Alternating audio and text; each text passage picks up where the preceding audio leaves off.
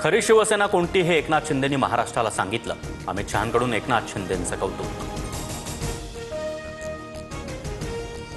मनसे युती संदर्भात स्थानिक पातळीवर आढावा घ्या. युती होईल की नाही माहिती नाही, मात्र एकट्यानं लढण्याची तयारी ठेवा. उद्धव ठाकरेंच्या आमदार आणि खासदारांना सूचना. उद्धव ठाकरेंमध्ये युतीसाठी यापूर्वी कधी असा उत्साह दिसला नाही. अचानक सकारात्मक कसे झाले? मनसेच्या संदीप देशपांडे यांचा सवाल. राज ठाकरे योग्य वेळी योग्य निर्णय घेणार, देशपांडेंचं भाष्य.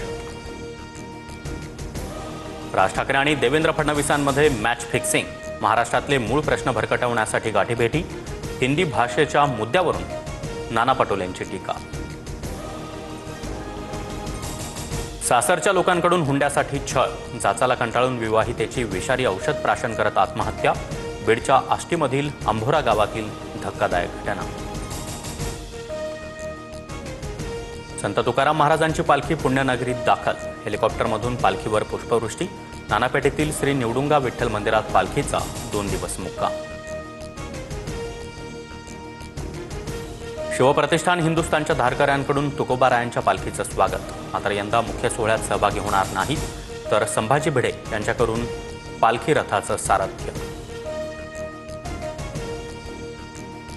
उजनी धरणामधून 10,000 क्युसेकनं भीमा नदी पात्रामध्ये पाण्याचा विसर्ग.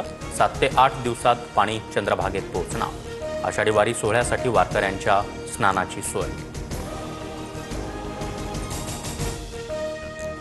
बाईक, कॅब, ऑटो राईडसाठी सहकार टॅक्सी सेवा सुरू होणार. अमित शहांची मोठी घोषणा. ओला, उबर सारख्या खासगी कंपन्यांना मागे टाकत ड्रायव्हर्सना थेट कमाई देण्याचा उद्देश. कॅनडा दौऱ्यावेळी डोनाल्ड ट्रम्प यांनी फोन करत भेटीचं निमंत्रण दिलं. मात्र ओडिशामध्ये यायचं असल्यानं अमेरिकेला गेलो नाही. पंतप्रधान मोदींचं वक्तव्य.